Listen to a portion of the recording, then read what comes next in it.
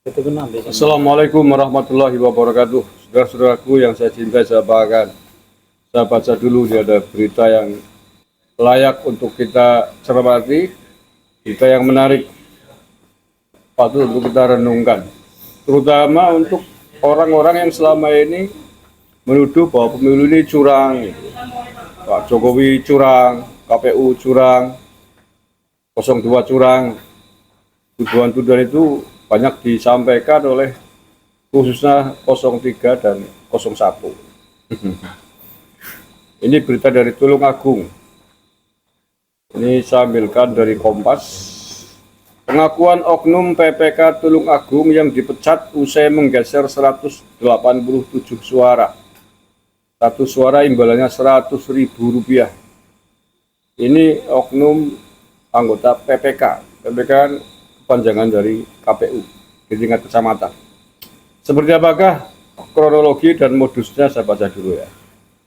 Seorang oknum panitia pemilihan kecamatan atau PPK di Tulungagung, Jawa Timur bernama M. Hasan Maskur dipecat oleh Komisi Pemilihan Umum Tulungagung.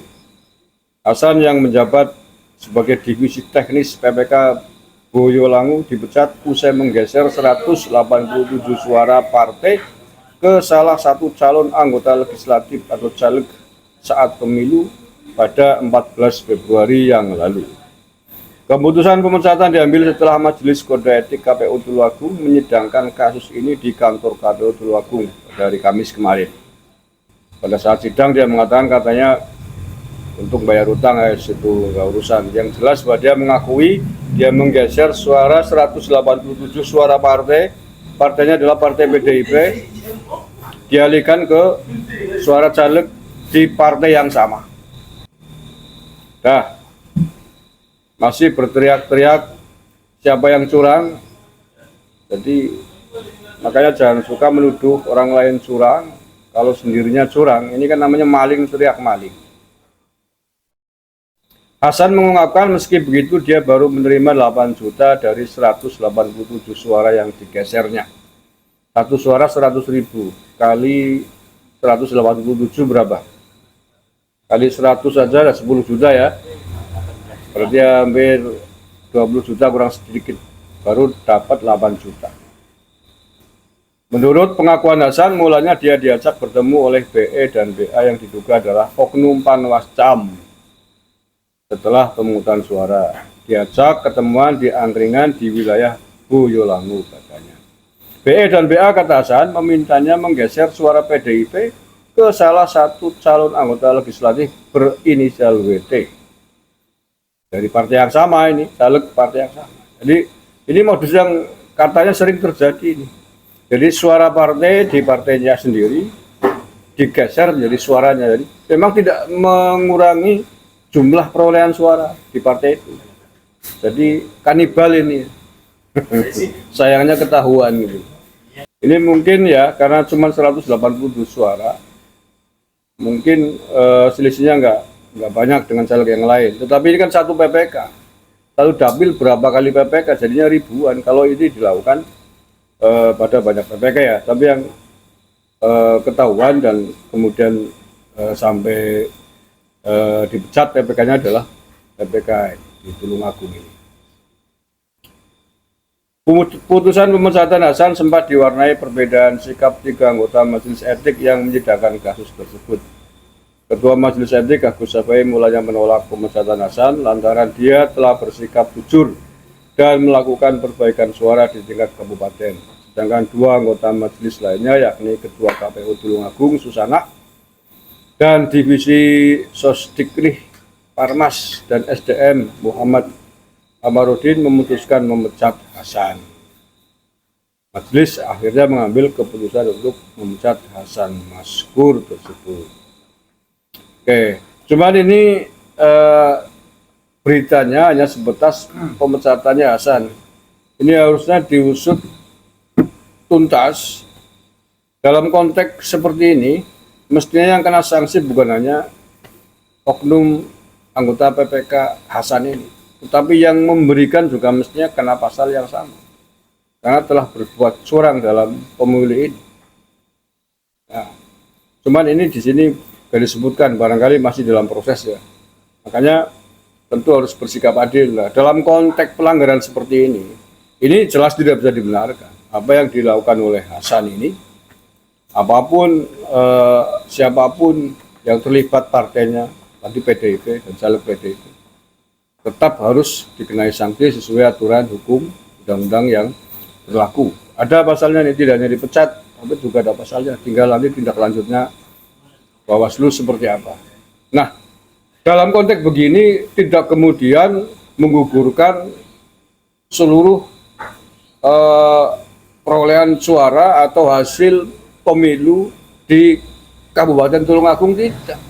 Yang melanggar Hasan, ya ini Hasan yang kena sanksi. Bukan kemudian hasil pemilu dinyatakan batal seluruhnya, tidak. Semua diatur oleh undang-undang pemilu, ada pasal-pasalnya yang mengatur. Jadi baik kasus lah gitu ya.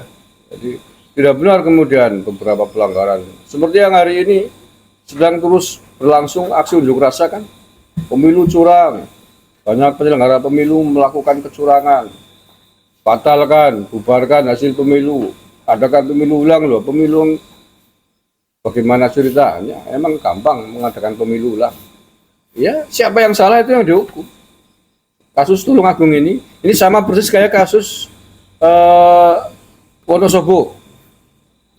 Kasus Wonosobo juga anggota, bahkan komisioner KPU di Wonosobo sudah ditetapkan tersangka. Hanya modusnya berbeda. Kalau Wonosobo bukan pengalihan suara, tetapi dia menerima uang, membagikan uang ke sejumlah anggota PPK untuk dikondisikan untuk pemenangan pasangan Ganjar Mahfud juga Wonosobo. Polisi menyita uang sekitar 280 juta lebih dan sudah dijadikan tersangka. Yang dihukumnya itu pelakunya itu yang melakukan money politik. Jadi bukan kemudian berarti pemilu di Wonosobo ini harus dibatalkan, bukan begitu. Ada pasal-pasalnya yang mengatur sendiri. Kayak gini Tulungagung ya, anggota PPK-nya ini yang kena pasal.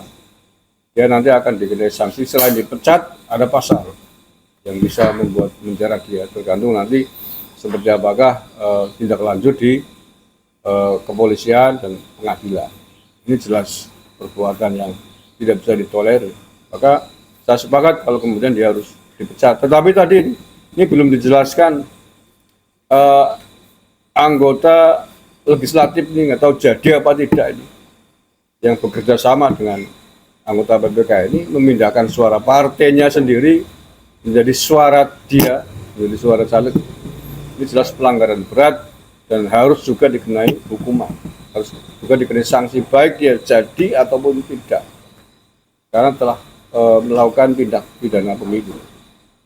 Oke, ya itu saja. Saya kira sekali lagi nggak usah berteriak curang-curang, tidak adil kalau ternyata Anda sendiri juga melakukan hal yang sama. Dari beberapa kasus ini, justru malah yang terlibat dengan partai PDIP ini. Ya, di Wonosobo terkait dengan partai PDIP ya pasangan Ganjar Mahfud kan dari PDIP.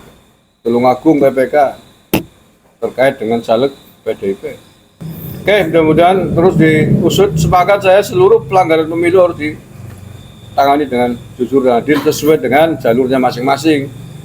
Pelanggaran pemilu jalurnya begini ya, di Bawaslu atau di Mahkamah Konstitusi. Nanti tentukan siapa yang melanggar, dia yang dikenai sanksi. Bukan kemudian ke hak angket, itu pengadilan politik. Pengadilan politik ya semau-maunya. Masa yang kalah mau mengadili yang menang sih gimana? Nilai objektivitasnya di mana? Terima kasih. Assalamualaikum warahmatullahi wabarakatuh.